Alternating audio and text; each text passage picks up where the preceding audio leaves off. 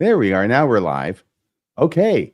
We thought we would just invite you into the show, into the lounge area for Bill Reel and Radio Free Mormon, Mormonism After Dark. Happy Friday, TGIF. You know, as a Mormon, I felt guilty even saying the initials TGIF because I know what they stood for, and a good Mormon wouldn't say those words, much less give their initials. Did you feel like that at any point? Yeah, thank God it's Friday. So then you just change the God. You just make it goodness, right? So thank goodness it's Friday. I see, but it doesn't work with the hit disco song from the late 70s. It doesn't. No. It doesn't work with the music. RFM, how are you doing? I'm doing great. Thank you so much. I'm really glad it's Friday. Glad to be here. So one of my very favorite things to do during the week is just sit down in the lounge with you and everybody else and talk about the week that was. There was some this week, actually. There's a couple of things that I think are really interesting, and we're going to go into two things really quick before we jump into the phone calls. This will give you guys a bunch to think about and to make comments on. And one has to do with the episode we did just this last Wednesday, and something I found that I just think is sort of, I don't know, fucking crazy. It is. It was great. As a footnote to last Wednesday's Mormonism live show about, well, this part is about the Martha Brotherton affidavit and her story. Yeah, because you and I have been talking through the week, and there's several things about the data that was there that was interesting, that had us sort of thinking further about things. So I'll put it up on the screen. Just to note, folks, before we do that, the phone numbers are running there at the bottom, 662-667-6667 or 662 Mormons. Also in the pinned comments of the chat, you'll see it there as well, that you've got the phone number as well as the link. And I'll put the link in the live chat here where you can join the show and be part of the conversation that we're having. So there's that. RFM, you at first, before we jump into these, the other one, yes, Elder. No, we didn't even mention this last Wednesday. We didn't. We've got like 43 tickets sold for the Saturday night, RFM and I. Being up out of how many? 60. So there is 60. 17 left or less. I haven't looked today because I've been gone all day. But at the most, there could possibly be 17 seats left. So, folks, we'd really like to see you there. So please show up. And then for August 4th. That's Saturday, August 2nd, right? That in downtown Salt Lake City? Yes, this is in downtown Salt Lake City. You'll get the address. I'll send it out here once we have all the tickets sold. The person is asking for the address to not be handed out, just, obviously people being strange or whatever. And so I'll send it out to everybody who gets tickets when we get this finalized. So there's that. And then August 4th, we'll be at the Black Box Theater in Salt Lake City as well. That's Monday, August 4th, RFM, for a live showing of the Mormon newscast. And there were about half the tickets remaining for that. So folks will want to grab those up as well. Those tickets haven't been available as long, and they're starting to move as well. So please grab a ticket to that as well. The links for that are in the live chat pinned. We've been talking about the format for that on Monday night, and we're thinking of doing something that's a little bit more interactive with the audience, where audience members can ask questions, make comments, and can even come up on the stage if they wish to be on the show in flagrante delicto. Otherwise, they don't have to be. They can be behind the camera and not reveal their identity. Correct. And so, folks, if you want to have some anonymity, you certainly have access to that. We recognize that there's a need for that at things we do that will be streamed. So hopefully that feels safe. Anything else on your mind? Because we do have this thing about Elder Oaks, too. It is still within the past week. Yeah. It's only been a week. It was last Sunday that something possessed Elder Oaks to fly over to Belgium and talk to the people there, the saints there in church or sacrament meeting or whatever it was, where he talked about Heavenly Mother and how for some reason God hasn't told us very much about Heavenly Mother. He actually said that. And then he says about Heavenly Mother at some point, about Heavenly Mother or mothers. And it was very clear. It was quite distinct. And Rebecca Biblioteca has some kind of little ami over there in the ward who filmed this, sent it to her, and she put it up, I think, on Mormonish TikTok channel. Might be shorts, I'm not sure. But she put that up, and then she put up just a very brief one. We have the brief one right here. This is the first thing that she put up, and I think it was on Sunday. We don't have the brief one? I had the longer one that I was going to play. So I've got the one that's about a minute, over a minute. Okay, well, she put up a brief one, right? And then what happened is that people were saying, well, that's too brief. It's out of context. So she had to go through hoops and everything to try and get a longer version from her ami in Belgium. And then she got that. It's about a minute, 10 seconds. The whole point is just to show it is in context. No, nothing's being taken out of context. And no, he didn't correct it after having said it. No, it's quite deliberate. And here it is. Excellent. Let me put that up on the screen. This will be the longer segment. I think that's probably clear. Okay, let's see here. Take this down, add that. For reasons the Lord has not revealed, we do not know much about. You're not hearing it, RFM? It's very faint. Okay. And I know he's frail, and that's part of the problem. Yeah. But there are certain restrictions, based upon the equipment being used, I guess.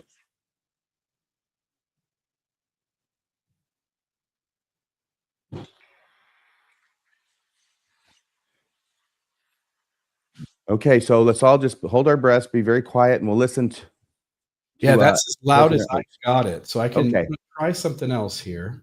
Oh no, go ahead. Go ahead. Let's go ahead. I'm sorry, I've thrown a blockade in the. No, that's okay.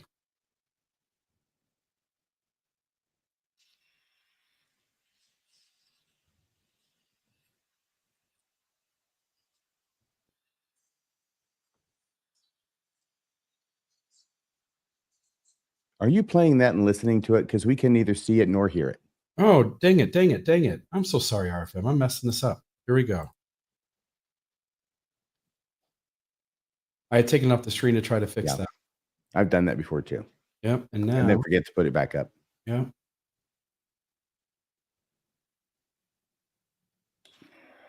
For reasons the Lord has not revealed, we do not know much about a heavenly mother. Voor redenen die nog niet zijn geopenbaard tot ons, weten we niet veel over een hemelse moeder.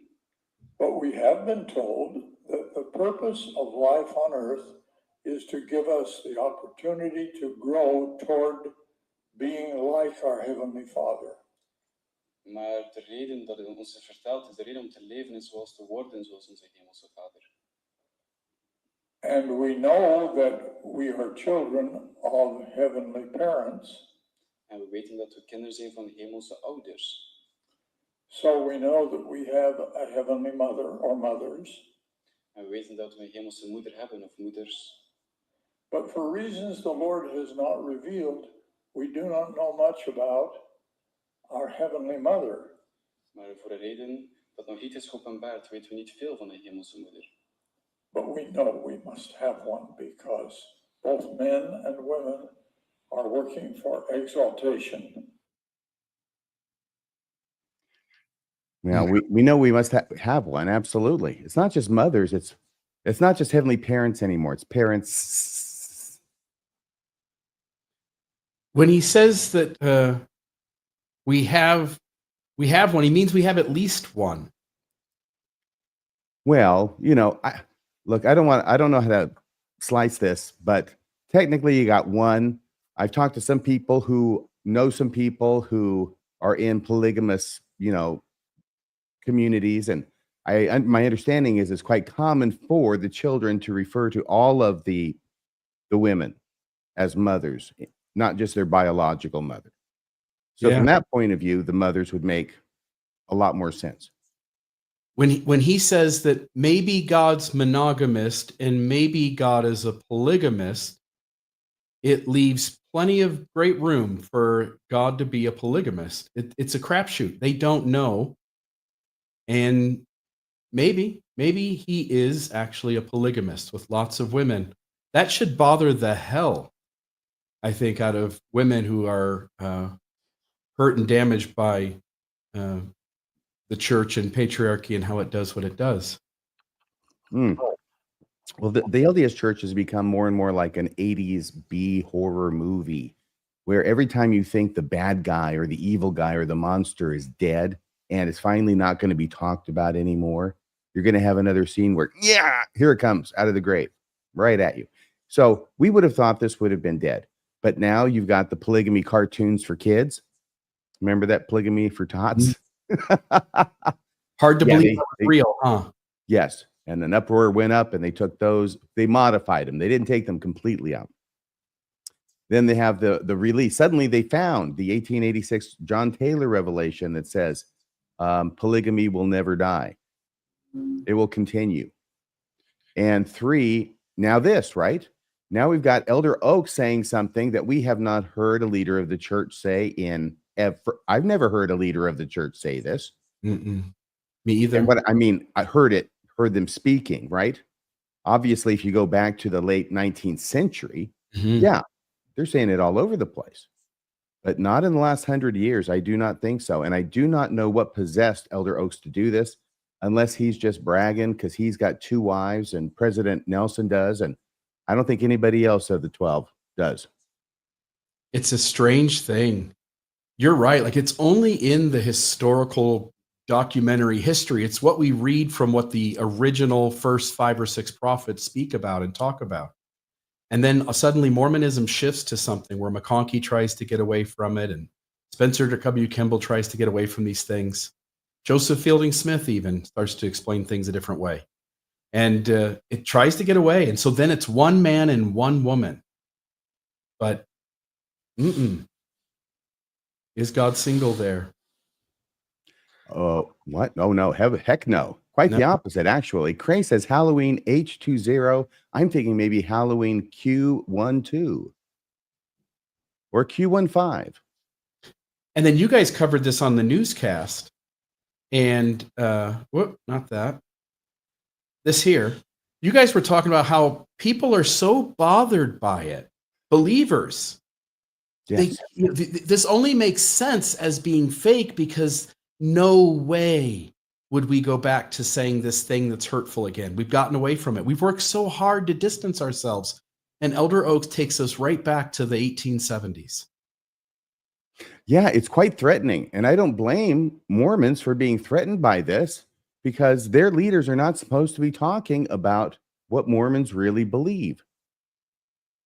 Yeah. It's a strange thing. And there were several of these. You guys had shown them on the news show. Oh, yeah. So we did it on the news show last Monday. And then did we talk about it? I don't think we talked about it at all on Wednesday because we had a lot of material to get through. So we're talking about it again tonight. But this morning, over on Steve Pinegar's show,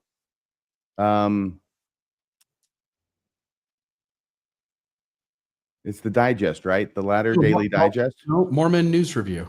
Or Mormon Book Review. Yeah. Okay. Now I just started World War III. Sorry. Yeah. I'm sorry. They look kind of the same from here. I apologize. But Steve Pinegar's show, that's all I mean. All right. Steve Pinegar's show. He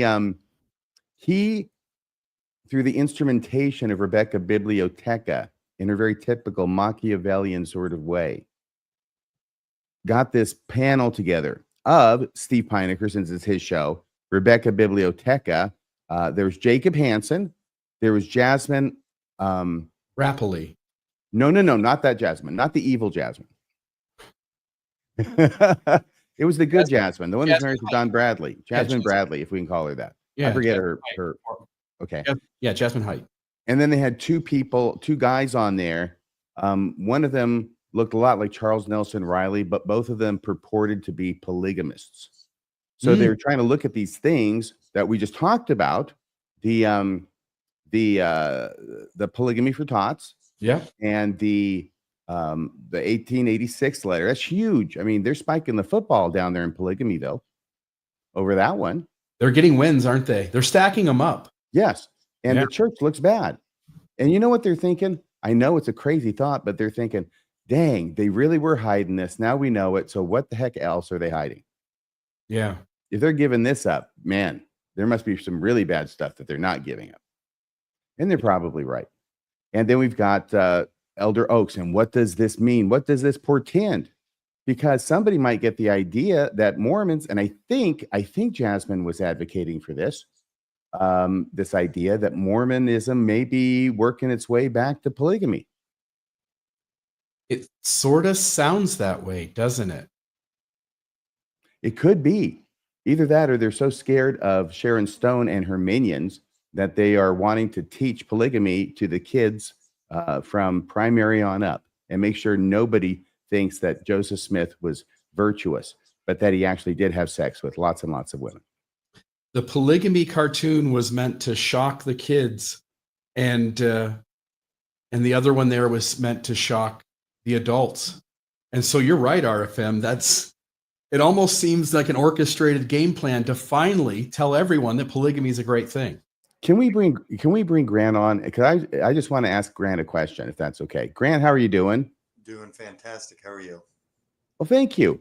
Are you able to get any closer to the microphone at all? Yes.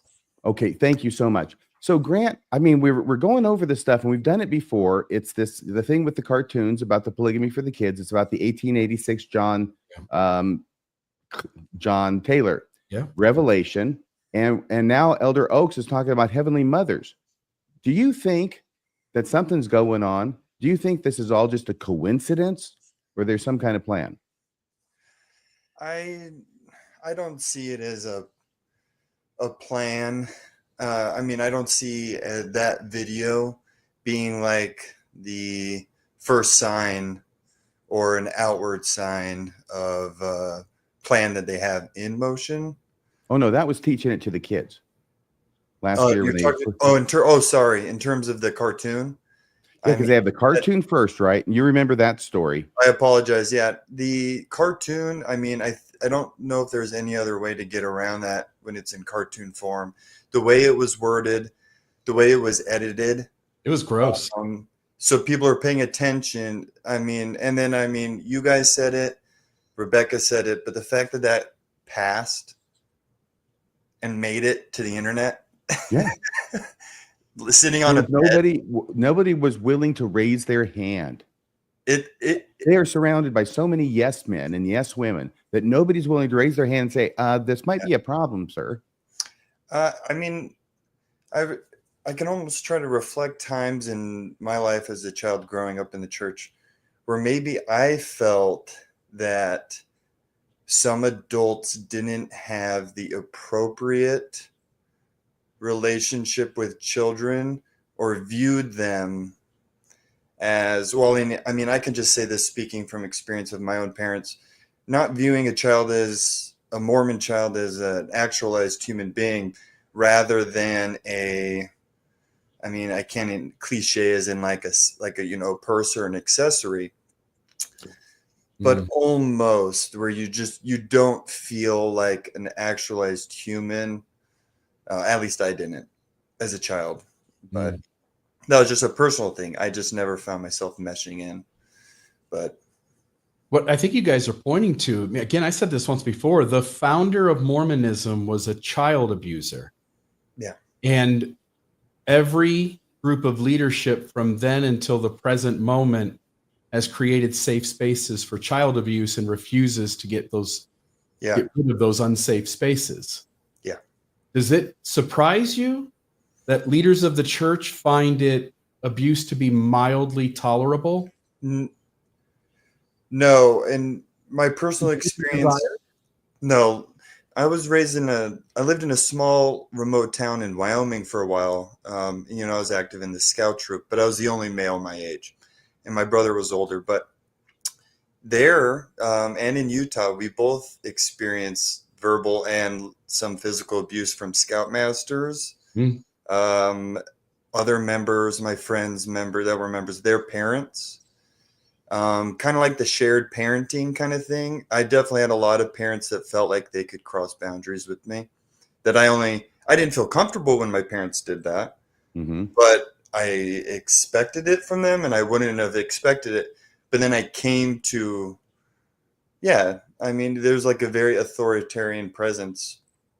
Yeah, this system allows men to, unhealthy men to be in charge and to have stewardship when maybe it's the last thing in that situation they should have.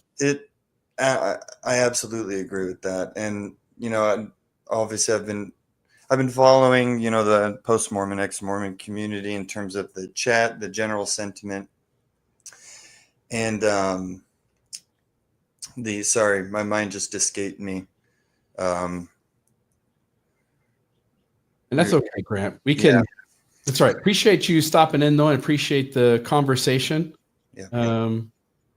RFM, it doesn't surprise you. I'm gonna let you go, Grant. Thank you so much. I mean, this surprises me. Have a good night. You too. Good night. Thanks. You know, there are times when big things happen in the Mormon church, okay? And like Hoffman, there's just always going to be something happening. You know, Abraham, right? The scrolls coming out in 67, and then the facsimiles, the huge story in 1913. There's always these things that are threatening the church that are coming out. They're just huge, huge stories. And I just feel like we're not having to wait so long in between these stories anymore. It's like they were talking over here in Mount Rainier about a swarm of small earthquakes there, more than they'd really seen in a long, long time. Of course, you know, it's a volcano, so it gets concerning. And that's kind of what I see here. These things are just like, these are big stories. The 1886 revelation, that's a huge story. I don't know how it is that the church has managed to get away from it as unscathed as I think it has. Yeah. I mean, I've certainly been talking about it. We've been talking about it. Yeah. And I'll just say those two things, the polygamy cartoons and the 1886 revelation, and now Elder Oaks saying this, it's like the vanilla and chocolate ice cream sundae, the grossest of kinds, but to put the cherry on top. Wait, what kind of sundae is the grossest? I'm not saying seriously. I'm saying a chocolate vanilla ice cream. Like there's two different flavors, makes a big sundae. Okay, because I kind of like that. But to put the cherry on top, I know, me too. But this is a gross one because this is disgusting data. To put the cherry on top, you and I did an episode Wednesday where we talked about Martha Brotherton. And we had interesting conversations this week, and we were talking about the fact that Martha was told by Heber C. Kimball about the debate happening the next day between John C. Bennett and Joseph Smith. And that's right. And the reason we're talking about it, if I could just set the table a little bit more, Bill, the reason I brought it up is because, once again, as I said last Wednesday, I'm looking at this currently through the lens of the polygamy denier's explanation for this story, that Joseph Smith, when he enters the story, is not really Joseph Smith. He's a doppelganger that Brigham Young and Heber C. Kimball have gotten involved in this in order to try and perpetrate their evil scheme of Brigham getting married to Martha Brotherton on the spot. Yeah, Martha, when you had seen me in the past, didn't you, come to me now with an affection for me that you'd like to, you and I, and she wasn't falling for it. Well, what about Mrs. Brigham Young? Yeah. And Heber C. Kimball's here. He's a cohort too. Oh, yeah. He's a dirty, yucky guy.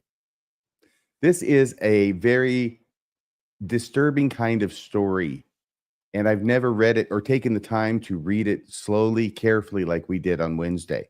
And that's why I think that there are certain elements in here that I think that if you're in Nauvoo, and Nauvoo's the Mormon town, right? And there's Joseph Smith, and that's why you came from England. That's why you sailed from England. That one of the first things that you're going to do is you're going to get a view of Joseph Smith. It's not that hard, I'm sure. And so she'd been there for 3 weeks. Now, there's nothing in here that says whether she had seen or had not seen Joseph Smith, or did not know what he looked like, okay? Just like you wouldn't probably mention it if you were telling a story about someone that you knew what they looked like. I mean, it's kind of a given, right? Why Yeah. would it take a special mention? But all I'm saying is that there are different things that are happening in here that make it look like, well, obviously, if she did not know at the time what Joseph Smith looked like, right?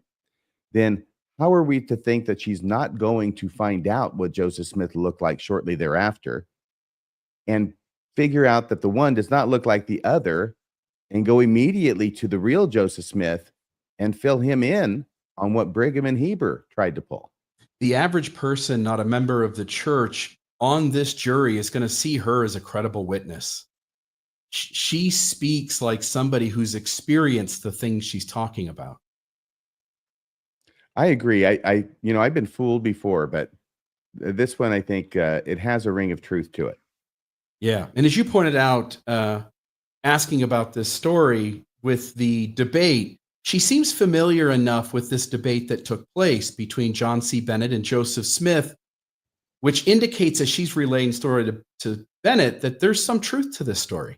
Right. And this is why I brought it up again with you earlier today, was that she references a debate that's going to be had that night, the night of the story that she's talking about here. Apparent with Joseph Smith and apparent with the person to whom she's writing the letter, who presumably would be John Bennett.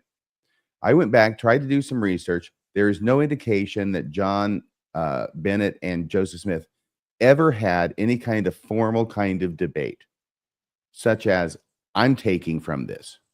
So either this is wrong, either she means something else by debate than I might think of by debate. Either she means somebody other than John C. Bennett is going to be debating Joseph, or this is the one historical reference we have to an otherwise historically unknown debate between the two. Isn't that interesting? That's a really cool thing to think that this acts as a source for something that we've never wrapped our... We're all looking at the thing for the main reason we're reading her words and what we understand the issue to be, but that sometimes makes us not see the thing. That's the really cool connection which you made, is that this might be a historical record of something heretofore not known.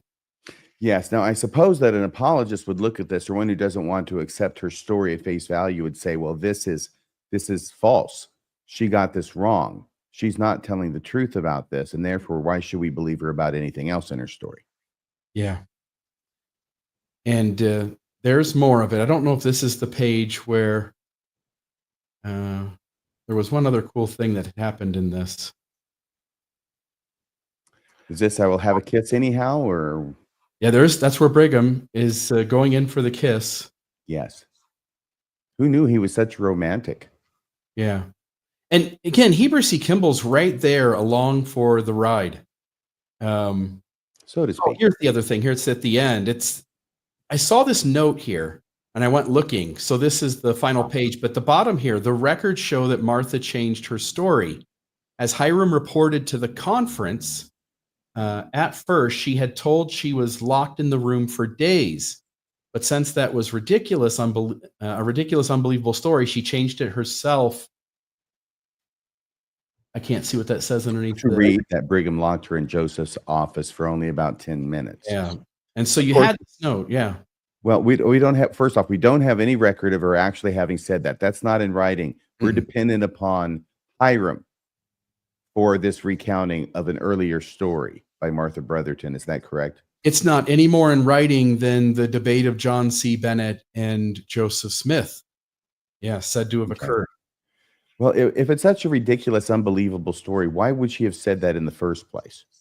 Yeah, what kind of person makes up a story like that about the church they just joined because they thought it was true?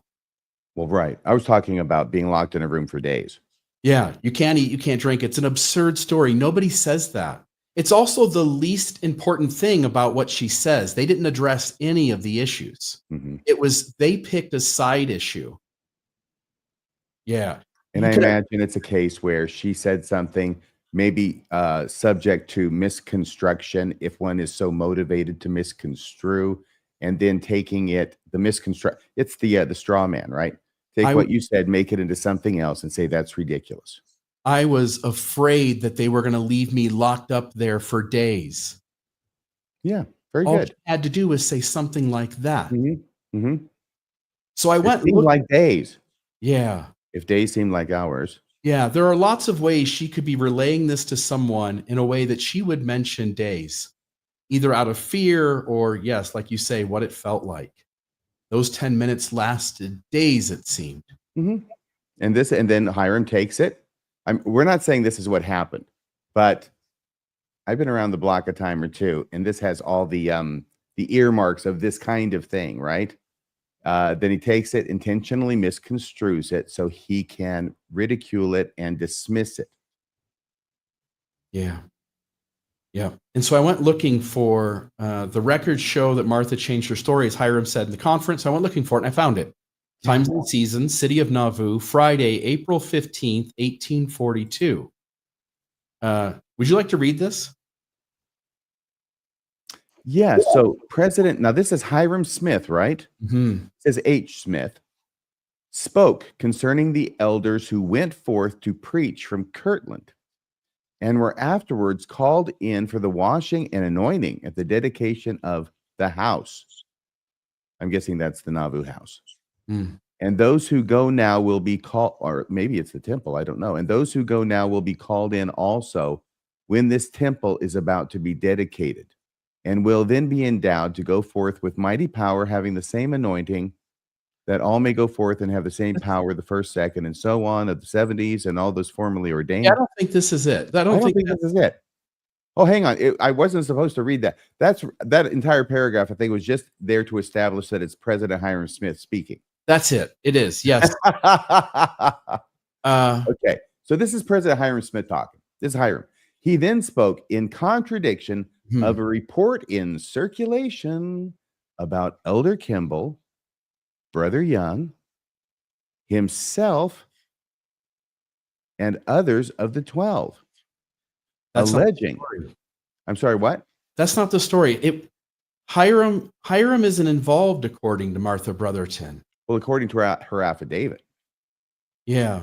So, right. You're either saying her story changed that much, or you're already planting the seeds that she's changed her story. Either way, it teaches the listener to the same data point. Yeah, and Joseph Smith is going to be speaking here, right after. So I don't know if the reporter got it mixed up with Joseph or what. That could be true as well. But it does say, under Hiram, he then spoke in contradiction of a report in circulation about Elder Kimball, Brother Young, or probably Brigham Young, himself, and others of the 12, alleging that a sister had been shut in a room for several days and that they had endeavored to induce her to believe in having 2 wives. Also, cautioned the sisters against going to the steamboats because you might run into Steamboat Willie, sisters. Doesn't it almost seem like, I don't know, one's connected to the other? Like, stay away from all of these troublemakers. Stay away from all the dark places, sisters. Don't be spreading rumors, because these are how things get started. But you're right. Right after that, President Joseph Smith spoke. So it says President Joseph Smith spoke upon the subject of the stories respecting Elder Kimball and others, showing the folly and inconsistency of spending any time in concerning about such stories. In conversing, I think. About such stories or hearkening to them. For there is no person that is acquainted with our principles would believe such lies, except Sharp, the editor of the Warsaw Signal. Baptisms for the dead and for the healing of the body must be in the front. Sorry, those coming into the church and those rebaptized. Suddenly I was interested. Yeah, there you go. Coming into the church and those rebaptized may be done in the river. And so he follows it up with just an immediate piece of doctrine. So all that Joseph Smith says is exactly what Elder Ballard said at that face-to-face devotional in 2017 was, just trust us. Yeah. Do you have that soundbite there? Elder Oak, what's that? Who's saying just trust us? Elder Ballard. Just trust us. No, I've got just the hiding history. Those are the questions we won't answer. Okay. Well, I think I did it okay. I think I did it justice. I felt like I was channeling Elder Ballard in some kind of crazy way. Yeah. And Oh, I'm sorry. Was there anything else you want to say about that? Just this last little thing. Oh, yeah. And you found And this then just I right get- before the show. And then I want to get Jasmine Rappley's response to Elder Oh. Oaks. So But I want to talk to Meg too. please, yes. So in short, 17-year-old Martha Brotherton, I saw this in a thing. So I kept digging. I wanted to go another layer further and see what else there was. In short, 17-year-old Martha Brotherton made a scandalous claim against Brigham Young and Joseph Smith. Mormon leaders and even some of Martha's family denied her story. But anyway, down below, the highlighted part, 28 years later, Brigham had Martha sealed to him by proxy. So the Martha Brotherton shares this story.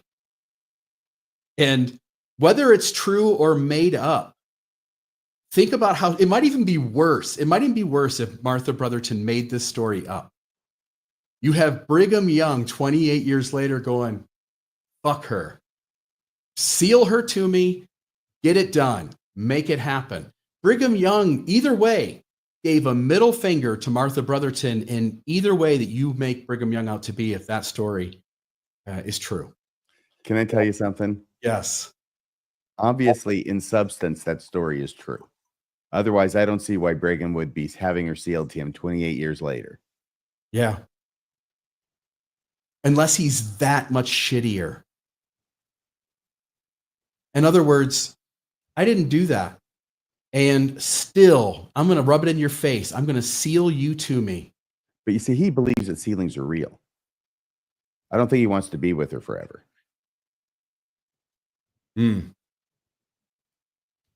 Martha Brotherton, right.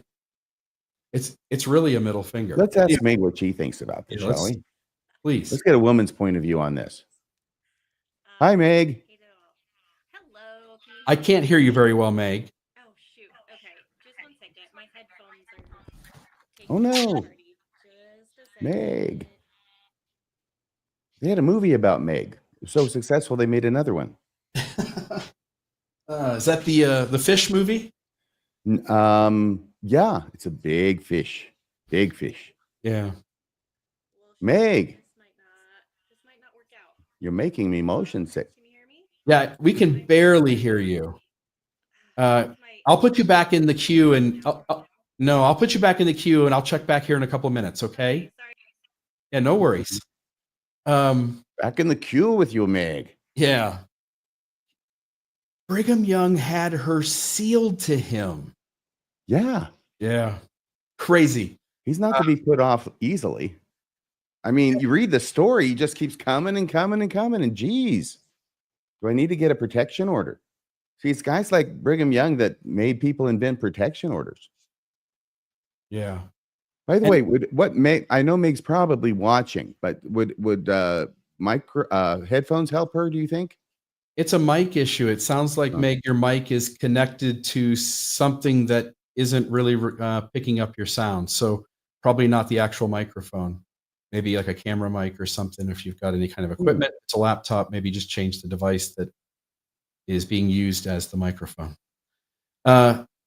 Is there a fix for her? Do you think? I'll bring her back on and see. Hey, how are you? Is it working now? It's better. Yay! Okay, good. So, what do you Well, think hold on. about this, Meg? I mean, well, polygamy is what did me all under, and I think it's all, sent me out of the church. But I think it's so hilarious that they're introducing the cartoons and all this stuff because, so 4 years ago, I moved into a new ward, and I was like believing but nuanced, and I was like in the, Heavenly Mother is a really cool piece of doctrine camp. And in 2020, when all of the Lori Vallow stuff had gone on, I somehow stumbled into Year of Polygamy, and I listened to all of that, and I, found all of my faithful answers, and I was fine with it. And then fast forward to 2021, I'm in a new ward. They asked me to be the Sunday school teacher for the 14 and 15-year-olds. It's Doctrine and Covenants.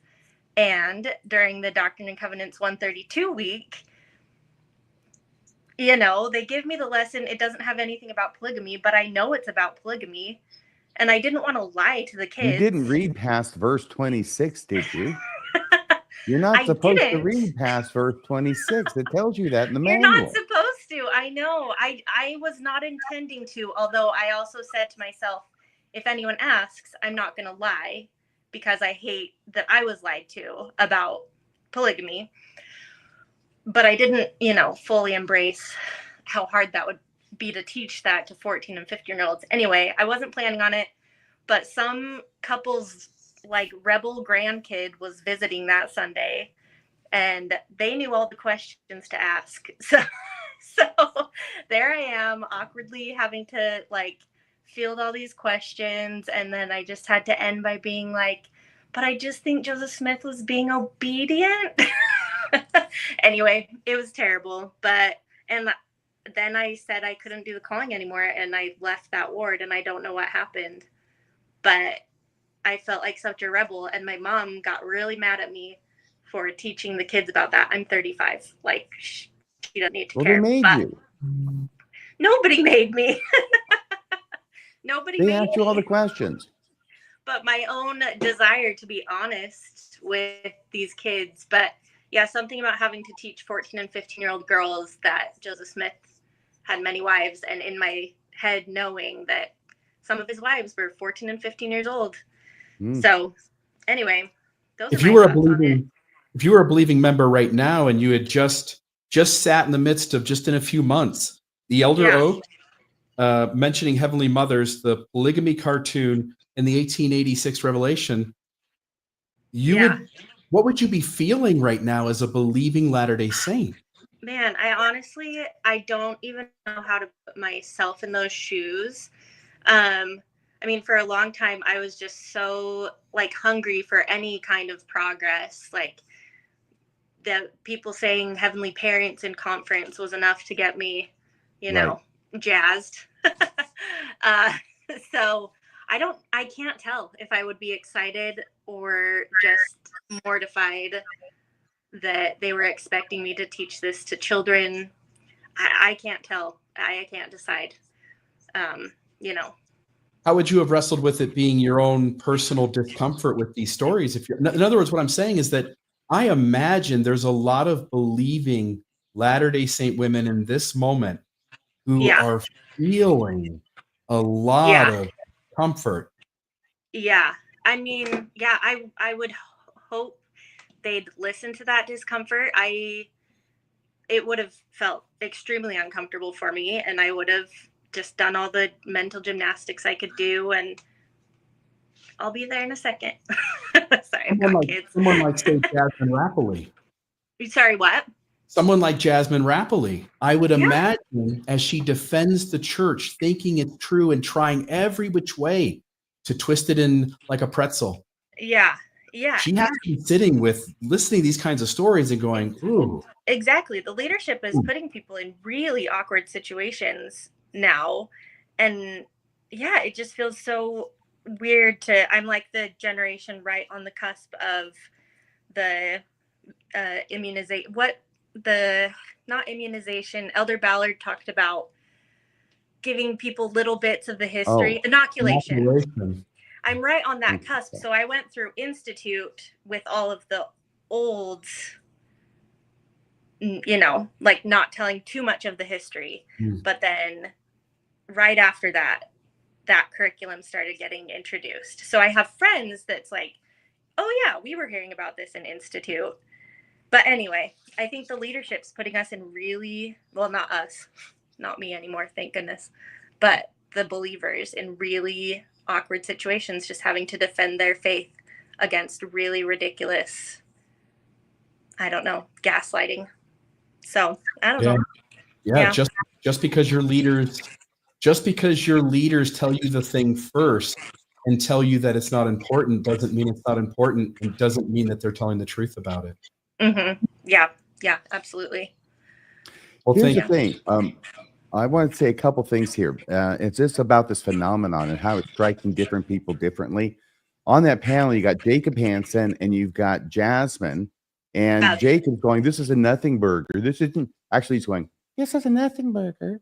Yes. There's a bit of more high-pitched voice. A little bit more nasal. "This is a nothing burger." Anyway, and she says, "Well, it's not a nothing burger if you're a woman." Mm-hmm. You may think it's a nothing burger because it doesn't matter to you. But if you're a woman, it strikes differently. And I thought that was really important because I'm a guy. And so it does kind of strike me as a nothing burger. I think the other thing that's going on is that sometimes in my life, I have had the things that are really troublesome to me going on, and I'm spending a lot of time trying not to think about them so I can function in my life, right? And then somebody will bring up that something in conversation, and I get upset about it. And they're saying, well, why are you getting upset about it? I'm not telling you anything you don't know. And the thought that comes to me now is, yeah, but I've been spending all my time trying not to think about it. And you're making me think about it. And I think if you take that phenomenon and put it on what Elder Oak said in Belgium, you know, it's not that if you think about it, you already know about it. But I could see this being troubling enough. You spend a lot of time trying not to think about it. Now he's sticking it in your face again and making you think about it. Yeah, it's yeah, I don't know. I don't know. Oh, my thoughts. But yeah, agreed. When you sit, RFM, and you think about the breadth and scope of some of these things, it's just not the simple thing they're telling you. They're not telling you. Anyway, you used to get fed this every conference from the early leaders, these kinds of things, and now you run into a moment where they're saying the things again that haven't been said in a long time, or they're saying things completely different than they've ever been said. And members of the church right now have to be feeling some cognitive dissonance with that, because it's, as you point out, it's just 15 minutes ago, it's fast and furious. It comes one after the other now. Anyway. It's actually is a PR tactic of some renown, which is if you're having a whole lot of, crises, you just stack them up. You have them every few days because then people lose track of them. They're so busy being upset about the newest thing that you forget about. You can't possibly continue to remember all these crises that are going on. Women were too mad about the garments. Now they need to be mad about Heavenly Mothers or Mother. They're just giving you the next thing to not think about. Yeah. And we humans are trained to compartmentalize. That's part of who we are as human beings. We put things places and only pull them out when either they're useful or they confront us. And in the latter part of the 19th century, you got church leaders who are doing the thing, and I mentioned this last Wednesday, which is what we tend to do is we tend to think of the best thing in the world, and we attribute that to God as an individual and to heaven as a place, right? So it's going to be so great. It's the best place you could possibly conceive of. Like, you can't even think conceive of how great a place it is, right? So that's what heaven is. And now, if you've got to be resurrected to get there, okay, you're going to be resurrected. If you have to be married to get there, okay, well, you're going to have to be married to get there. If you have to be married to more than one wife to get there, okay, you have to do that, right? But then what happens is they do what Joseph Smith did, was he looked forward to God, and he thought, well, this is the same continuum. So if we look forward to ourselves as gods and what we have to do to become gods, then that's what God had to do to become a god, up to and including the plural marriage. And that's I think that's where this comes from, this whole idea that it's required, because in Mormon history, it is. And it's amazing that this is such a radical idea, but one that the Mormon church has not shunned itself of. By this point in history, they've gotten rid of so many other things that were not helpful, discriminatory, abusive, but not this one. This one they're holding fast to. All three of those things justify polygamy. The cartoon to children justifies polygamy. The 1886 revelation, releasing it and saying, yep, that's ours. Right there. You can read it if you want to. Justifies polygamy. And Elder Oaks, speaking of heavenly mothers, justifies polygamy. This is a church that has justified polygamy 3 significant times just in the last little bit. This is within the past year. That polygamy cartoon went up in October of last year, and then it gained traction and people noticed it in December. Yeah. So this has all been going on since December of last year. It is right now July 18th, so a little over half a year. Yeah. Meg, One you're last- seeing crazy times. Sorry. One last thing I want to add, and then I should probably get off. But with Jacob Hansen on Mormon Book Review today, he tried to equate that like, oh, but women can get sealed to more than one man now, and things like that. All of this like after death stuff, but it still stands that one man gets to know the secret code word.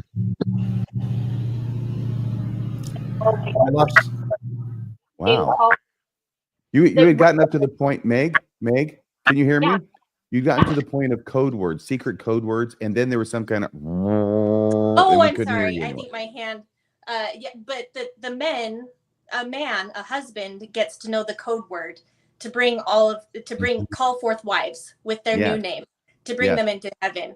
But Woman with this can't call feeling of, anybody. sorry, what? A woman can't call anybody. It's like a Women trick. can't It's call like no one anybody. tells you that they could do it all they want in this life, in the life hereafter. You can't call anyone to you.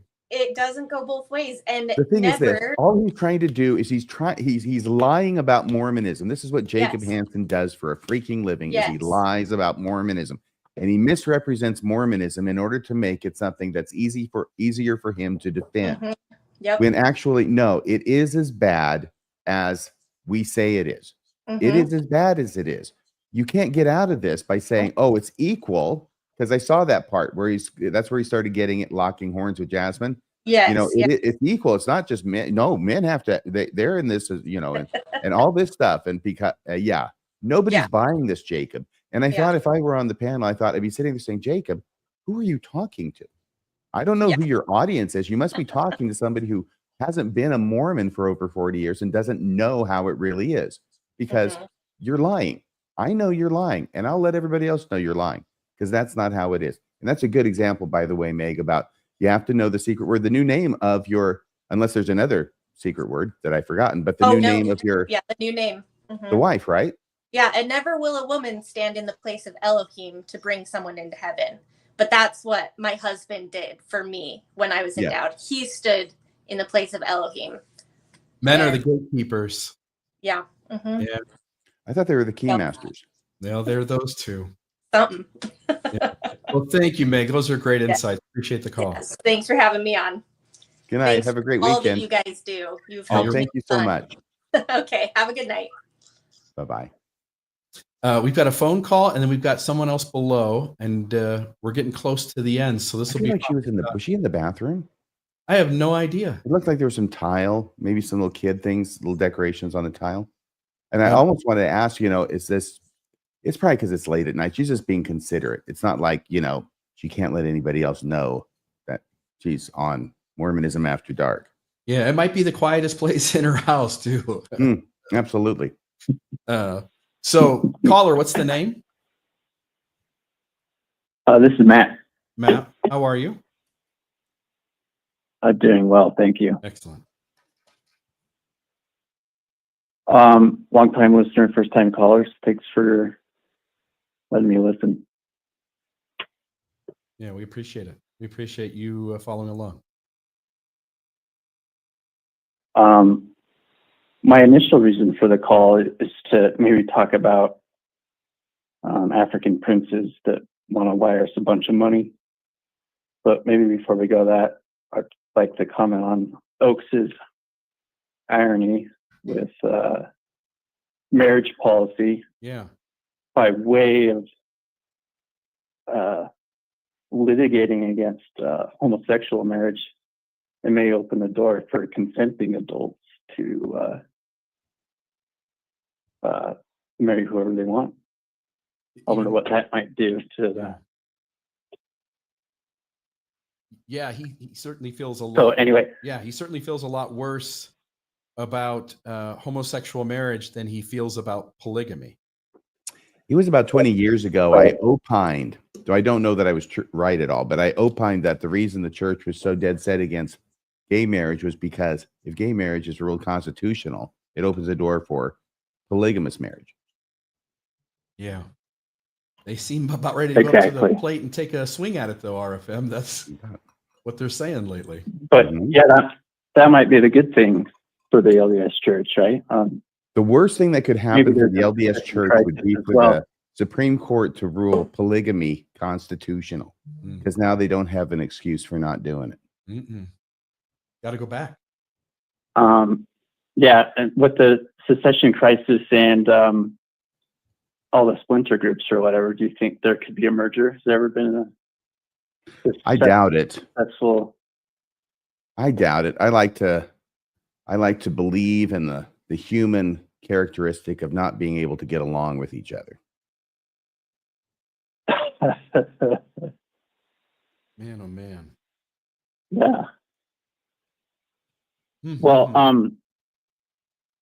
I watched Mormonism live last Wednesday. It was very well put together. Thank you for outlining certain grooming behaviors. That was all Bill. Prophet. Yeah, you're much appreciated. That's kind of you. Thank you. Thank you for acknowledging that. Yeah, I mean, we do every other episode, and it was a lot of stuff, but they're all stories we know. You just have to sit and think about how Joseph Smith took advantage of children, and you go like, oh, I know the story with Flora Woodworth that we covered. And so you put them all in one place, and you categorize them, and I think if you sit and watch that, you have to deal with the fact that Joseph Smith, at the very least, as a believer, Joseph Smith might have been a child abuser. He might have been a child molester. Yeah, and he had other marks as well as polygamy is not about love; it's about power, right? Yeah. Yeah, when religious coercion's involved, it is. Maybe going back to my original comment, pretty liberal, consenting adults can do whatever they want, but in this case, that's my feeling anyway. Yeah. Well, so I guess the question and thought, I wonder what the scientific research is as far as fraud marks and/or the various phishing emails that you can get. It's not spelled right or looking truly authentic for the reason. what do you What mean? kind of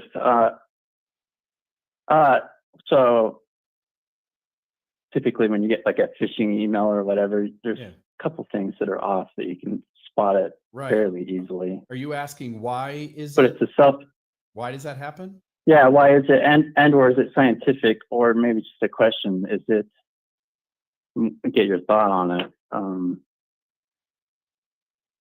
People will self-select out. You two have self-selected out of the LDS Church, given all the various evidence that now became available in the information age. I was going to say, Bill has had now with all the inoculation. Bill has had selection thrust upon him. I don't know what we're talking about right now. You got excommunicated. I did. You didn't select out. For showing that Elder Holland lied over and over and over again. I don't understand why that was bad. If you just tell the truth about the leaders of the church, that shouldn't be an issue, should it? I don't. That is the cardinal sin. Telling the truth about the leaders of the church is the cardinal sin in Mormonism. It is. Merch it. Matt, thank you so much for calling. Thank you, Matt. You have a great Friday night and a great rest of your weekend. Great talking. Yeah. Bye-bye. Thanks a lot. All right. So last one of the night. Lauren Hell. How are you, Laurel Hell? Hey. Laurel Hell. Excuse me. Yeah, I hear you great. I loved this week's episode about grooming and polygamy, and it was long, so I can't say that you didn't share this part. Hey, whoa. Blame that on Joseph. In a good way. It's a good long, but I was working at the same time. Blame that on Joseph Smith. That's not my fault. I was just telling you all the things that he did. You're so right. If he'd only taken 3 wives, I think we would have gotten done a lot faster. If they were all over 18 or older, episode would have been short. We could have moved on. Right? Seriously. Okay. If Joseph Smith were like an early Cody Brown. Wait, who's Cody Brown? Did I get the name wrong? No, Bill, I don't is know. that your friend? I don't know if I know this person. How are they similar? Is that your friend? Yeah. My friend? No. Okay, no. Cody Brown. What's it called? The show? Sister Wives. Sister Wives. Oh, I see. He's the guy. Yeah. You're right. Yeah, I don't think that people will be talking about him in 200 years. I don't, but No. maybe he could write a book. He needs to write a book. He needs to dictate a book.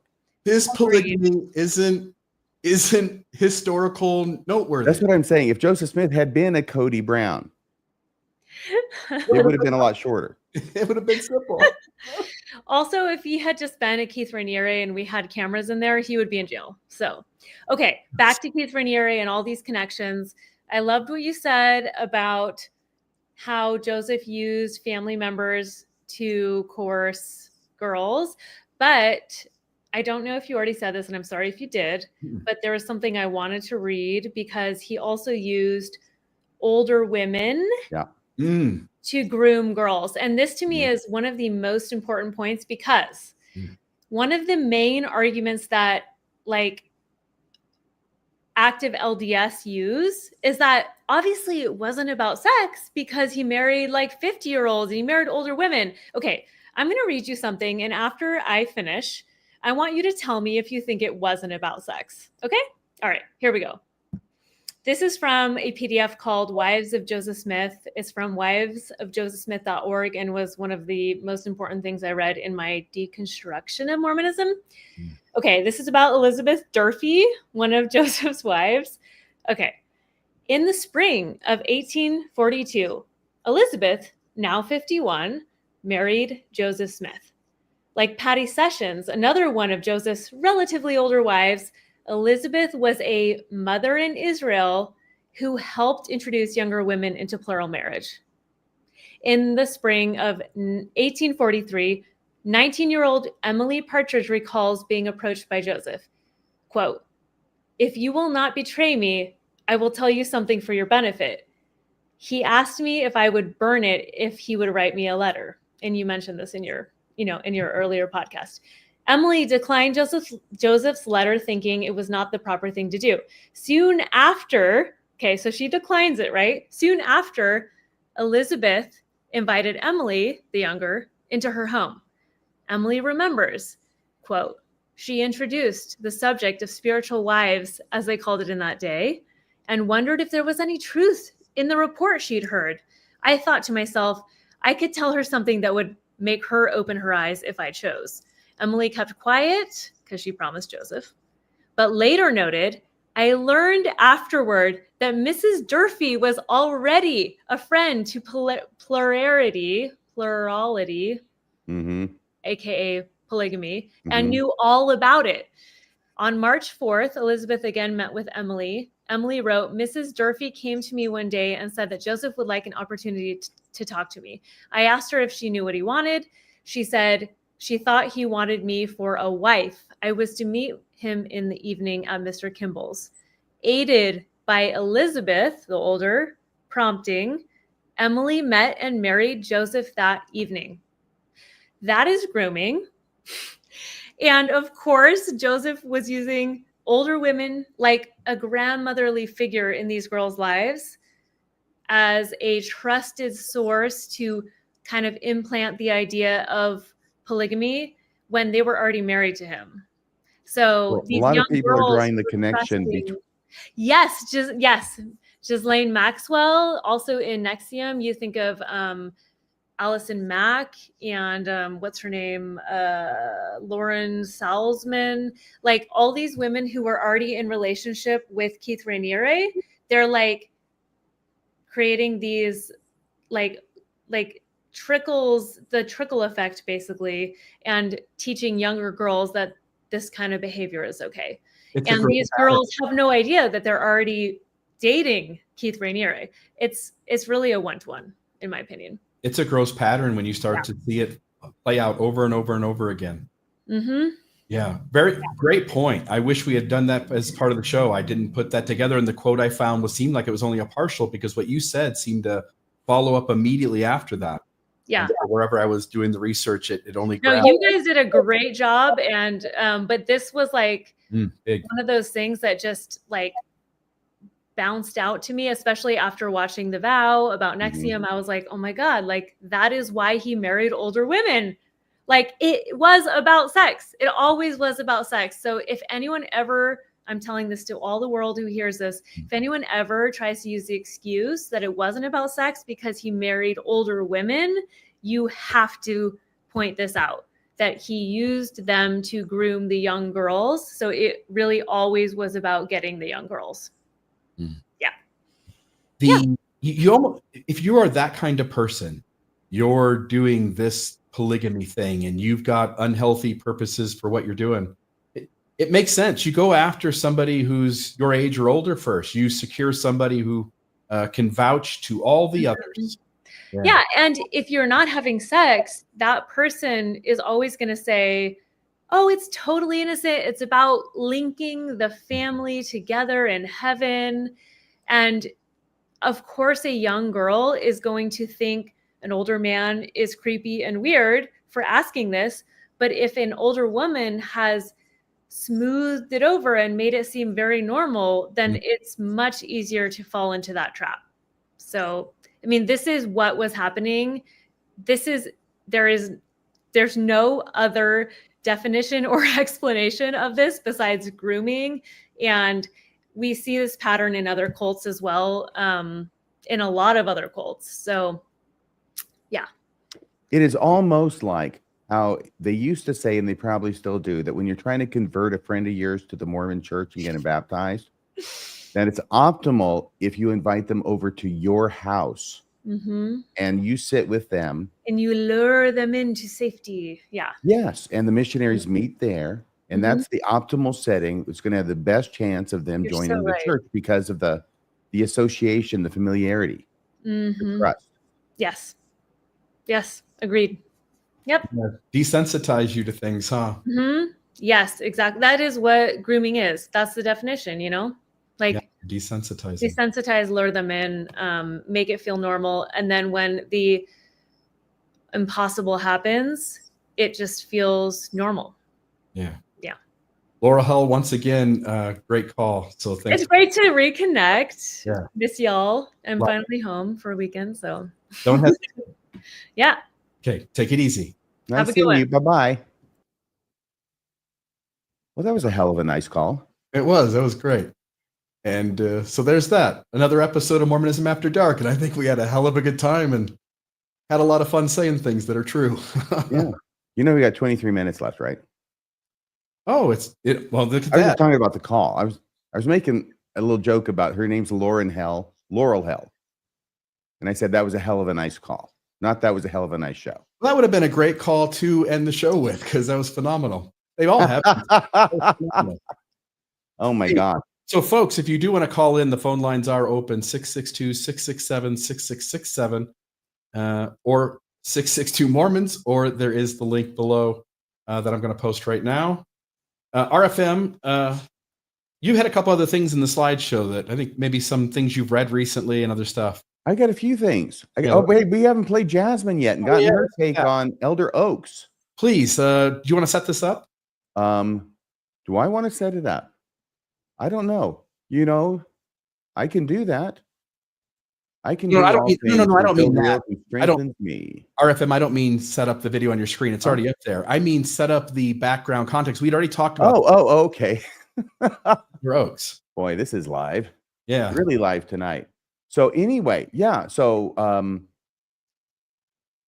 Rebecca is trying to give the spin on what Elder Oaks said that's going to make it all copacetic. I think that what she says in the present is all not objectionable. I think it's her mischaracterization. Of course, they're poisoning the well. I think it's her characterization of what earlier church leaders said as just their opinions, right? Yeah. I think that's probably the part that's not exactly according to Hoyle here. Yeah, here it goes. Let me turn the sound on here. And here we go. This is the first time I've heard a general authority reference plural heavenly mothers in a long time. Latter-day Saints believe that we aren't just children of a heavenly father or God, but we are children of a heavenly mother as well. Very little has been revealed about Heavenly Mother, and very little has been revealed about plural marriage in the eternities. This is an earlier church practice where a man would marry more than one woman. Today, the church does not practice polygamy. But early church leaders like Orson Pratt, James Talmage, they did believe that if plural marriage is an eternal principle, and if Heavenly Mother exists, it logically follows that plural marriage relationships could even apply to God. Is it true? The answer is we do not know, and neither does President Oaks, which is why he couched it as an unknown possibility, not a certainty. Most church leaders in the last century have spoken of a single heavenly mother. Now, I don't know what all of heaven's relationships are going to look like, but I do know that God is good and just. And I really do have faith that relationships in the next life are going to be good and just, even if we can't see it all right now. I love. Does it keep going there? Not that I know. Maybe it does, but I think she's knowing. basically said everything. Yeah. I love knowing that, I'm a child of God and all this stuff Yeah. that she doesn't know, but she's going to say she does because it makes it sound more impressive. Yeah. So that's the whole thing right there. Okay. So she was, she's doing her thing. I think, what do you think, Bill? I already said what I think. Every believing Mormon is wrestling. Every believing female Mormon who's aware of this is going on, if they have their ear to the ground in any way, they are wrestling with, maybe this church goes back to polygamy. Do I want to do that? They all have to be wrestling with it that are thinking about these things. Yeah. I mean, hey, girls, Elder Oaks is open for business. Jasmine, in her answer, is not saying the unsaid thing, which is she really wants it to be a certain way. She does not want the other way. Right. And it's not like maybe, obviously it is. It's a fact. It has to be that way. It doesn't have to be that way for everybody necessarily under facts and history and doctrine as it's developed, but it has to exist. Absolutely it does, because we know that it's going to exist for President Nelson and President Oaks. Do you think she wants it to be one of the two ways that President Oaks related to? One of those she doesn't want. I don't know her that well. Yeah. Maybe you do. What do you think? No, it's just the way she's talking about it. She's leaving room. She's like, basically, look, we only have to believe that which is good. And, far as we know today, it's only one man, woman. She's just saying all the things that essentially go, I hope like hell it's not that thing. Yeah. Hey, Bill, we got Diamond Dave on the line, and we've got Steve Pinegar trying to horn in on our action. Well, I'm looking in the live chat, and I don't see Steve. You see Diamond Dave?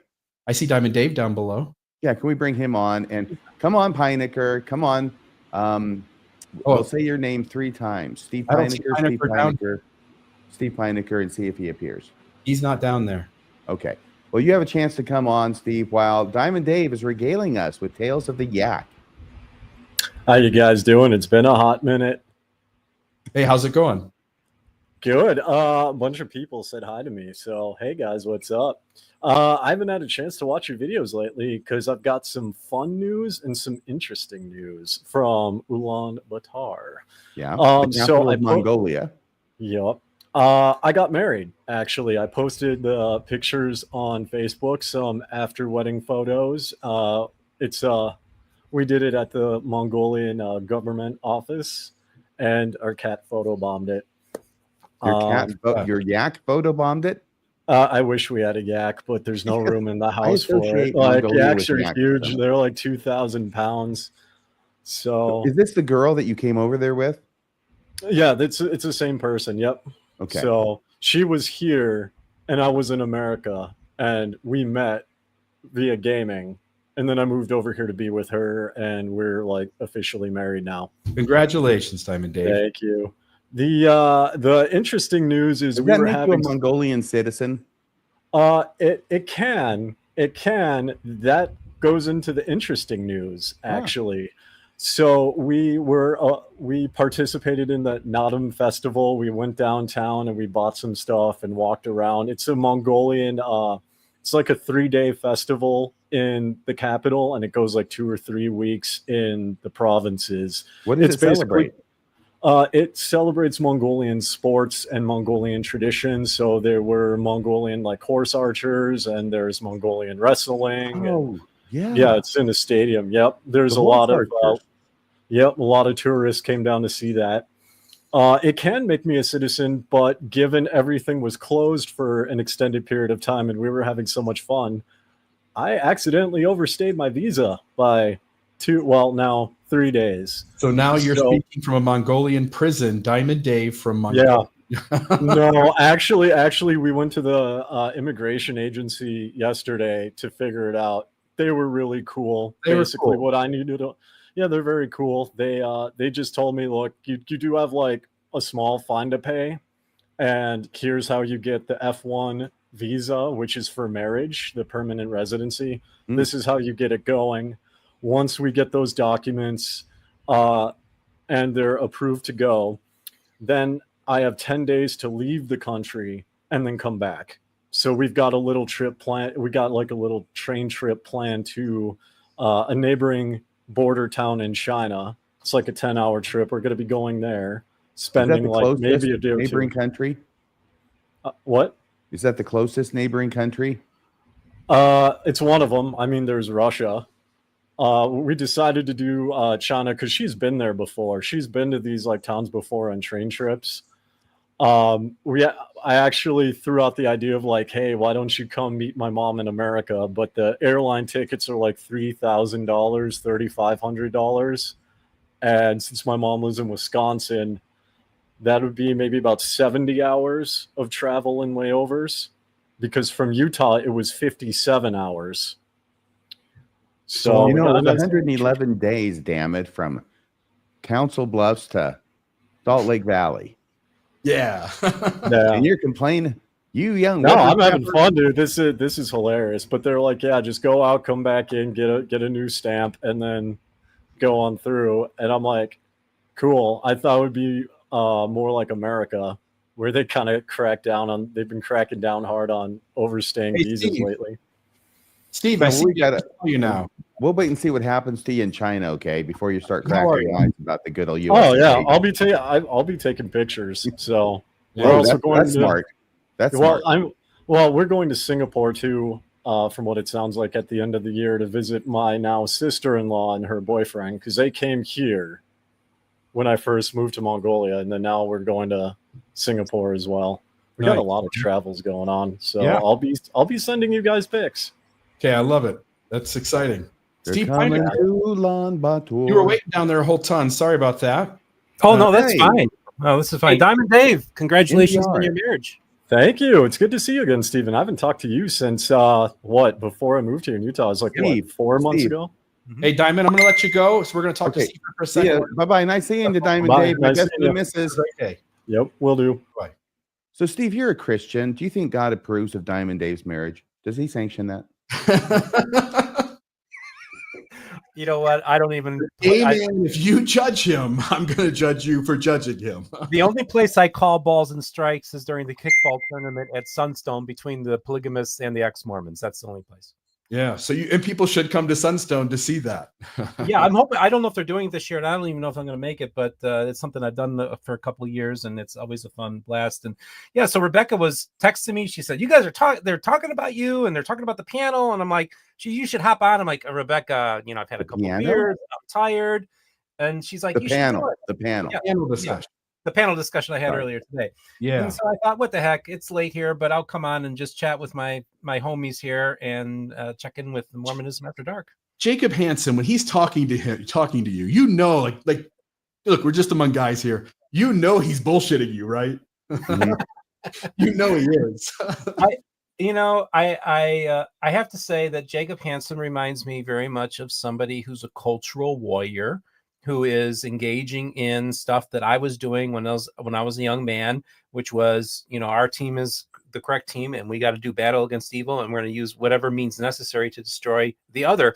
So this is what happens, and those are child games. Those are child games, Steve.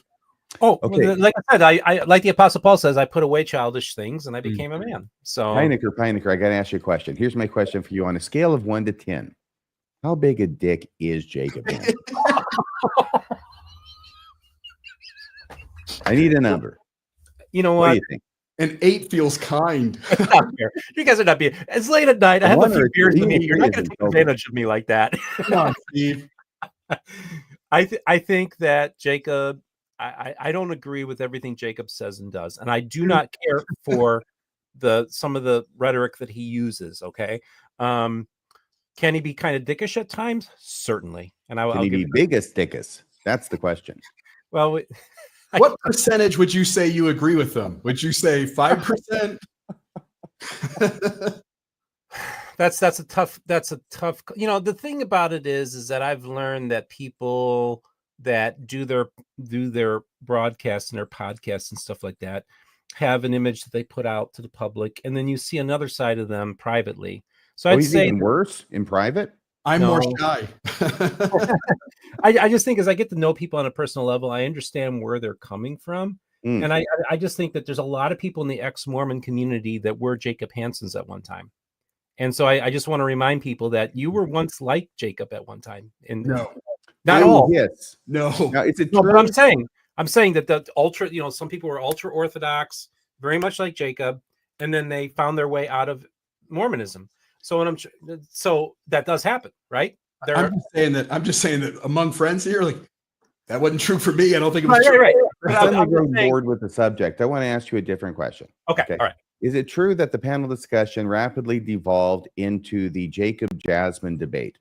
Well, first of all, I don't think it devolved, and it was really interesting because I talked to a lot of the panelists after the conversation, and I said, this is the delicate balance that you have to have when you have like a large panel discussion, is that you want to include all the voices, but there was this really interesting dynamic going on between Jasmine and Jacob, and I felt like it was important to play it out to see where it goes. And what I loved is that Jasmine, she knows her shit, and I felt like she did a really good job pushing back on Jacob.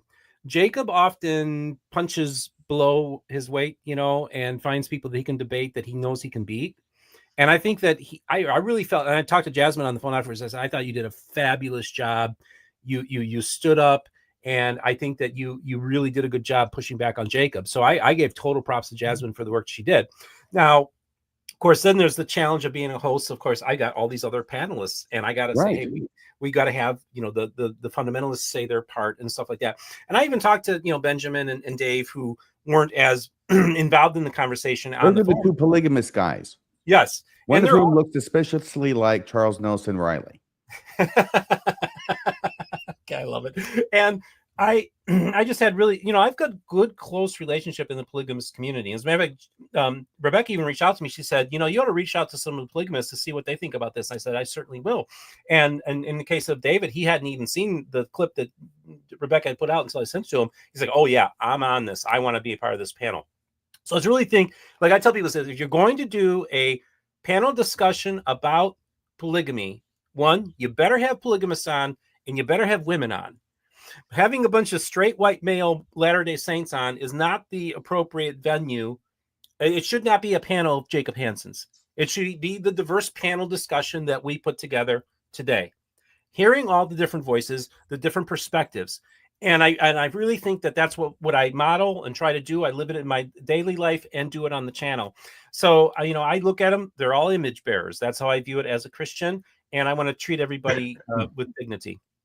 Okay, I just want to say, first off, why two guys practicing polygamy? But before that, I wanted to go with Little Doggy, because I think there's a confusion that's going on, because Jasmine's an unusual name, but there's two of them. Right. There's two Jasmines. There's Jasmine Rappley, who's the somewhat coquettish, if mildly annoying, apologist. All right. And then there's this other Jasmine who's married to Don Bradley, and that's a Jasmine who is on this channel, not Jasmine Rappley. It was a Jasmine Bradley, who is married to the great, wonderful human being, one of the greatest products of the Restoration, Don Bradley, great human. And Jasmine is a great individual, and I love her and appreciate her very much. And so, I've developed these friendships and these relationships with people. And, like Rebecca said, you're about the only person that could have gotten all these different people together in one place. And I even had one of the people say last night, saying, I can't be on this panel because so-and-so is going to be on there. And I had a nice 20-minute conversation with this individual. Who was that? You have one guess. And are you saying that there was somebody who was going to be on your panel, but then they found out that there was another person who was on your panel, and so they said they can't be on there? But now they were, but they came on. Michelle Stone. It wasn't Michelle Stone. She can't talk. No, what I'm trying to say is that there was an individual who originally wasn't going to come on because an individual was on that they didn't want to be on there, and they came on, and I think it added to the conversation. And that's what we do behind the scenes, is talk to people and say, listen, I get Mormon scholars who haven't talked to each other in 15 years who will go on a private Zoom call so they can hash things out. That's the kind of stuff I do, is trying to model and live how we can actually have civil discourse in these very uncivil times. Yeah.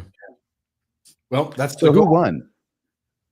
You know what? I don't care who won.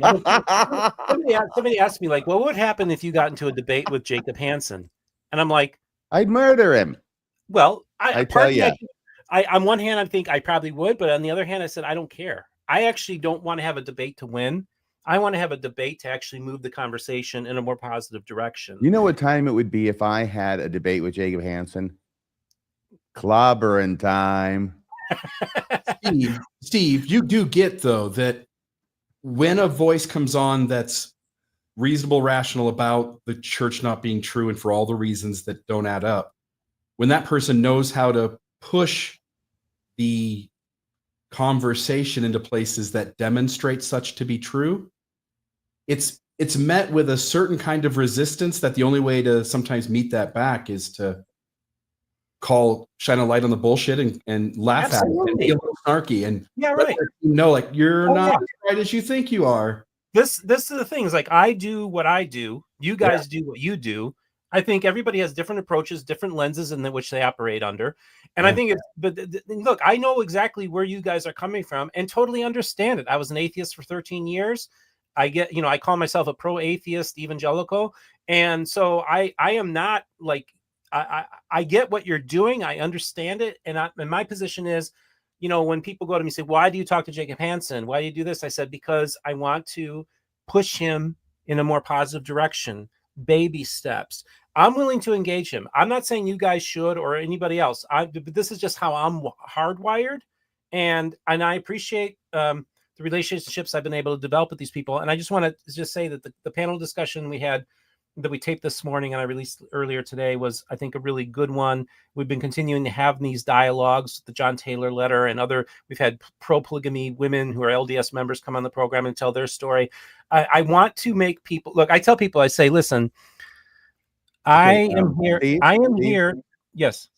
At the risk of you thinking that this is your show. Oh, yeah. I just wanted to insert myself here for a second. Please do, my friend. In a nice kind of way. Thank you. So, no, I want to ask you about your friend in mine, the author of the Light on Truth letter.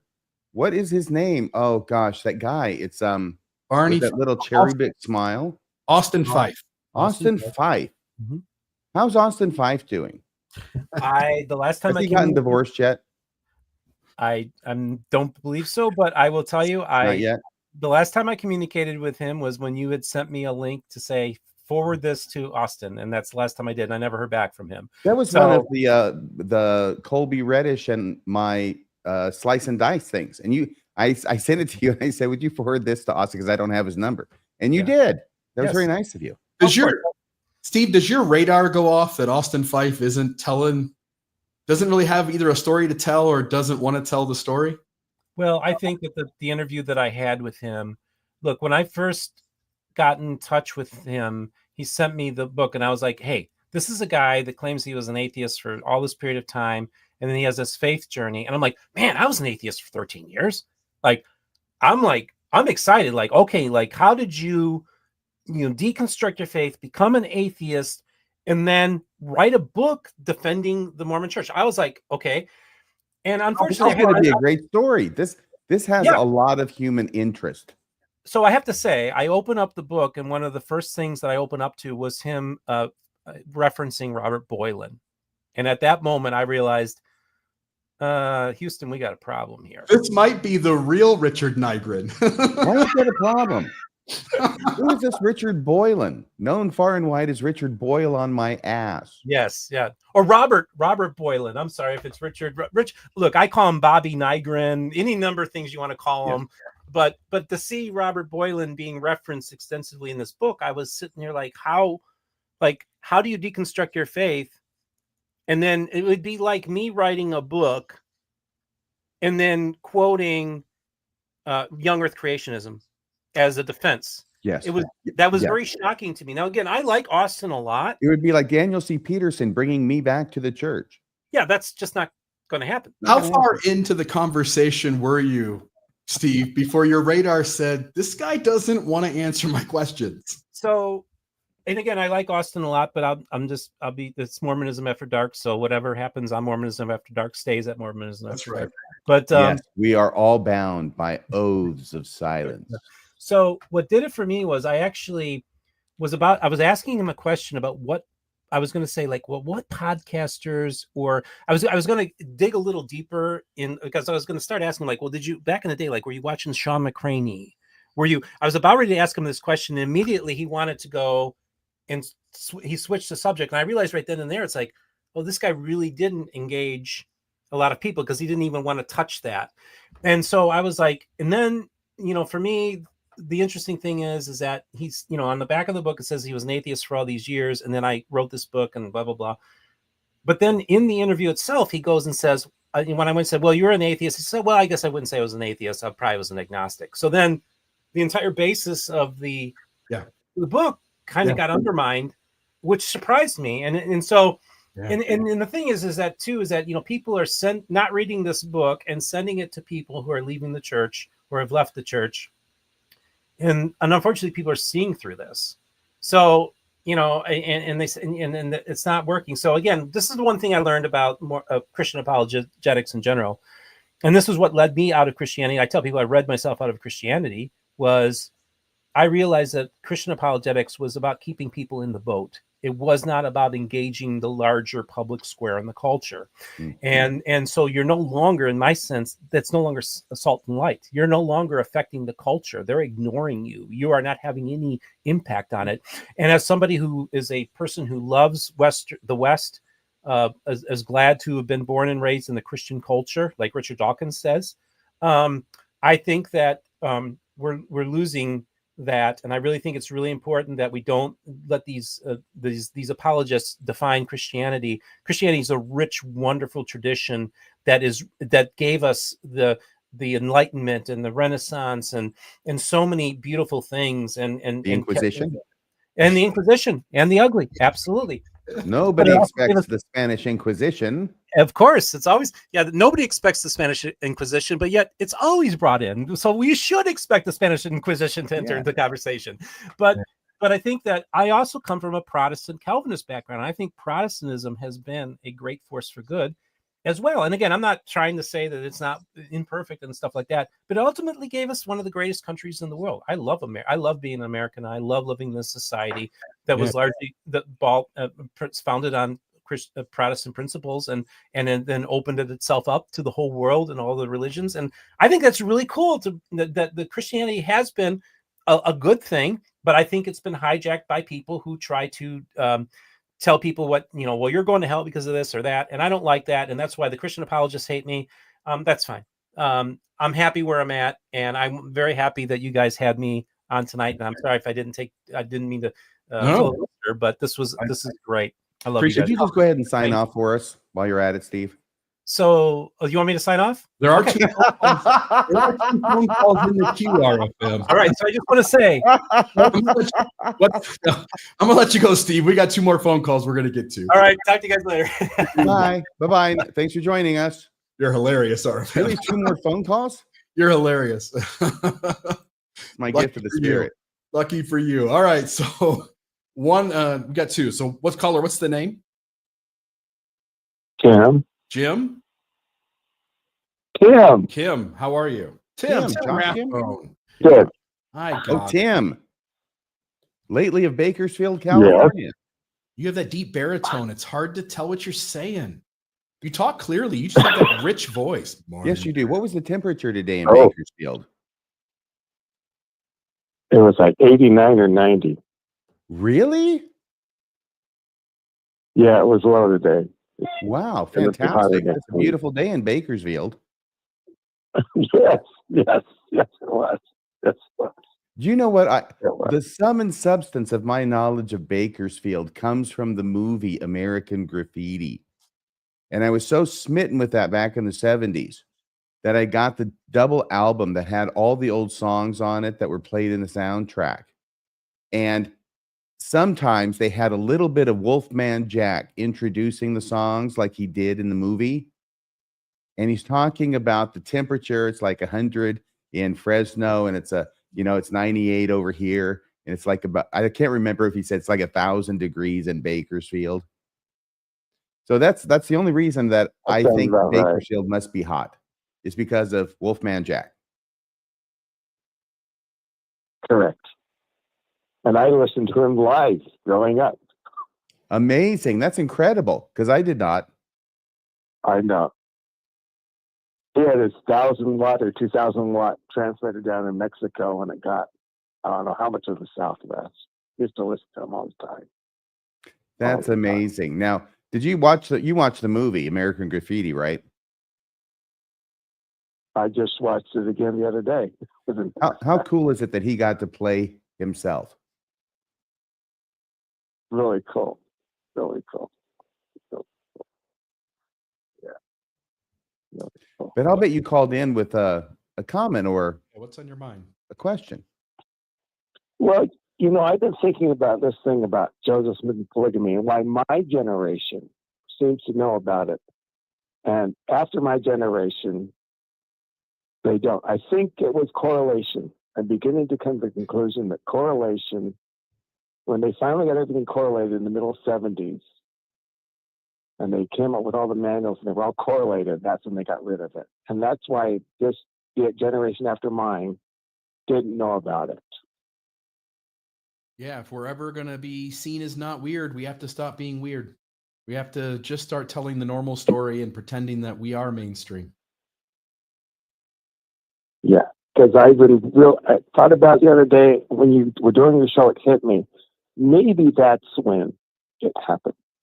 Because when I was in Germany, there were people, members and non-members, who knew about Joseph and polygamy. So, well, I think you may have something there, Tim. Correlation covers the multitude of sins. Yes, it did. It did. Yeah. Good point. Well, thank you, Tim. Thank you, Tim. You're welcome. Always great to hear from you, my friend. Sure. Take it easy. You take care, guys. Oh, yeah. RFM, go see Superman. I know you don't like DC. I really don't. See Superman and return the report. If I do, it will only be under duress. Okay, I'll give you the duress. Okay, I'll go see it. All right, thank you, Tim. Talk to you later.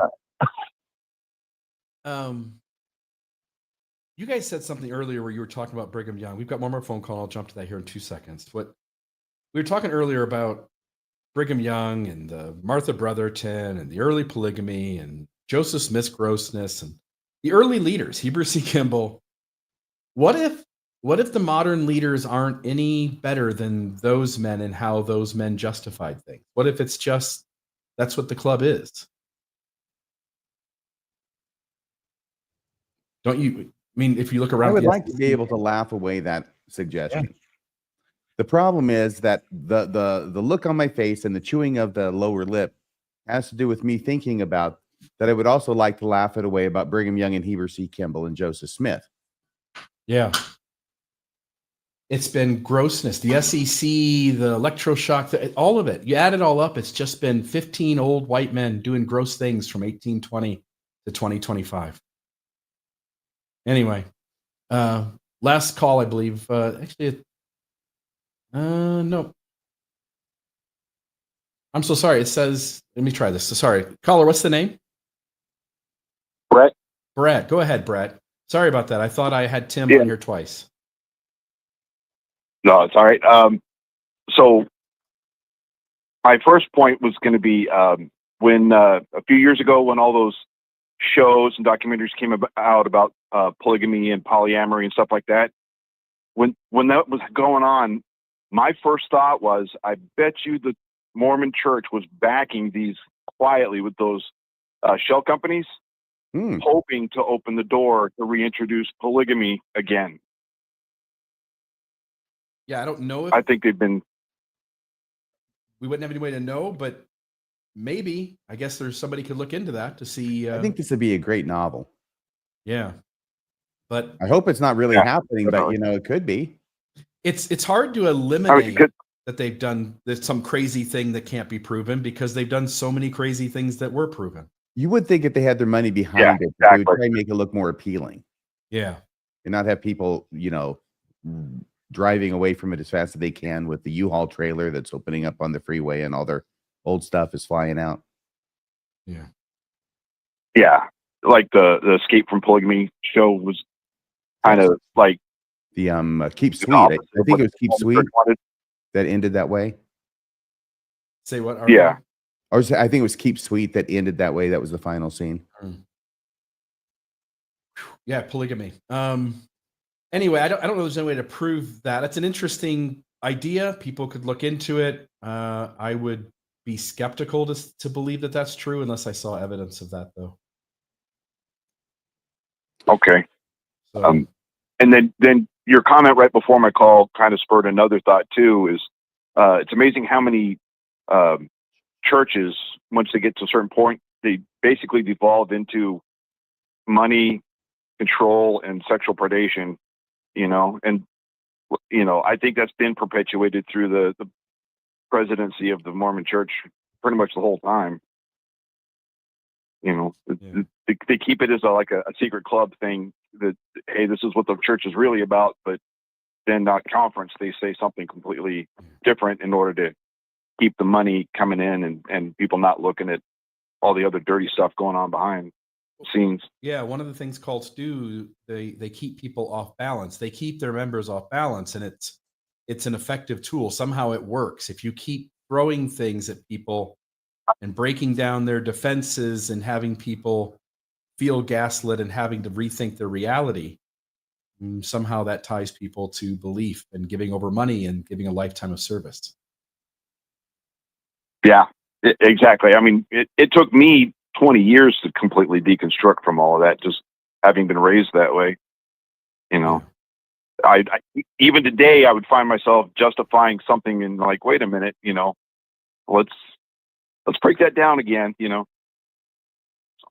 Yeah, in Mormonism, everybody knows by now, I think, that I was an apologist for 10 years and really for my entire experience, but I was really into it back in my 20s, which were the 1980s, into the apologetics.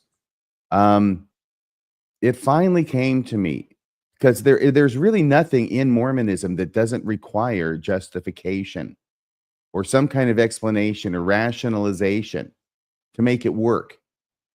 And if you think you have something, I'd be interested in hearing about it, because maybe there is something. There are hundreds of things and hundreds of explanations and justifications that one must learn as an apprentice apologist. And finally, it dawned upon me that maybe, just maybe, the truth should not need so much defending. Yeah. The truth should just be the truth, huh? Yeah. Yeah, it comes down to that axiom: if it can be destroyed by the truth, it deserves to be destroyed. Yeah. Boy, oh boy. Well, thank you, caller. Thank you, RFM. That was great insight. Thank you.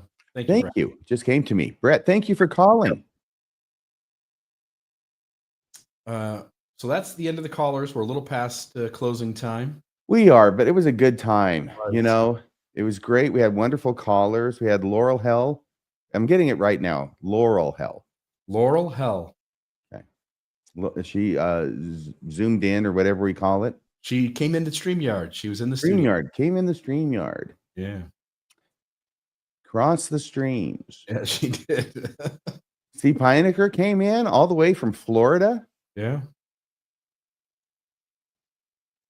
We had lots of laughs. There were, I think, interesting things that we talked about, and I hope so, because I can't remember any of them. I'll go back over the live chat after I get back home, and I'm sure I'll be really, really interested in all the subjects we brought up. In a general overall, I think, theme of abuse, and sort of pointing out the grossness of it and the fact that they keep doing it. Well, I want to think the best of them. I do. I really do. And I really did. And I believe that the leaders of the church were prophets, like they said. Oh, that's and nice. I believe that they saw God every Thursday on the 4th floor of the temple. Had fried chicken. Chicken fried steak and gravy for lunch with Jesus on the 4th floor. And then time went by and I kept paying attention. I kept studying and I started realizing, no, they don't. But, they're inspired at least. And then I kept thinking, no, finally, no, they're not. They're not even inspired. Well, at least they're good men doing their best.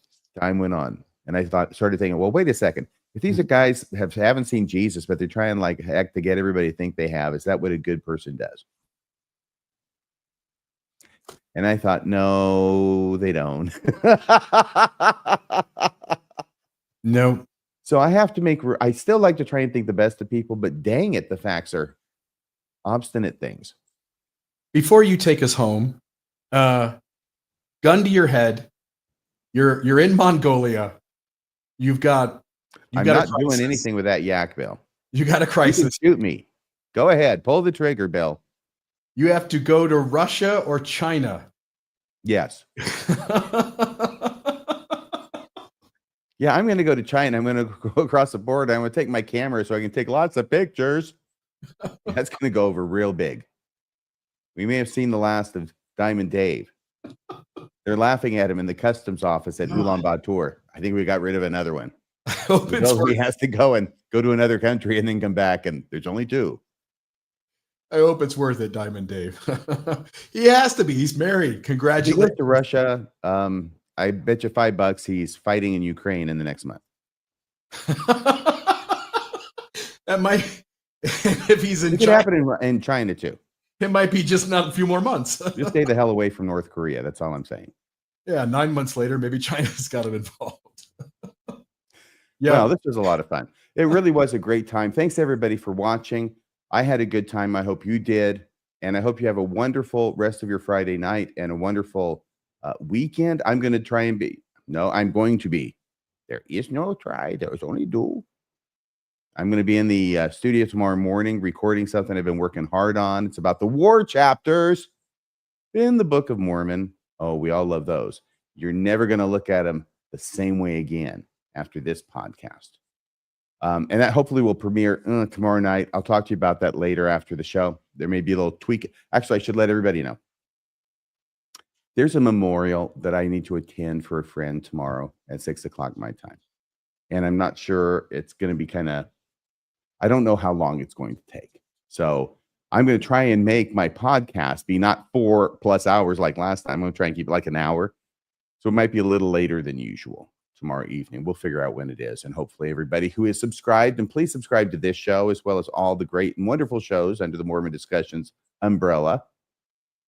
Then you'll know when it is. Okay. And I'll put it on my Facebook page as soon as we got that figured out. But thank you very much. So it could be 8:00 my time, but that's 9:00 your time. See, let's just do it 9:00 your time. Hell, it's a Saturday night. Yeah. Another fun evening thing to do. We'll get a margarita and salt that sucker up and sit back and listen to Radio Free Mormon talk about the war chapters in the Book of Mormon. It doesn't get any better than it doesn't get any better than that. Thank you, everybody. Hopefully I'll see you tomorrow night. Have a great weekend. And thanks for watching. We'll see you next time, everybody, on Mormonism After Dark. Good night.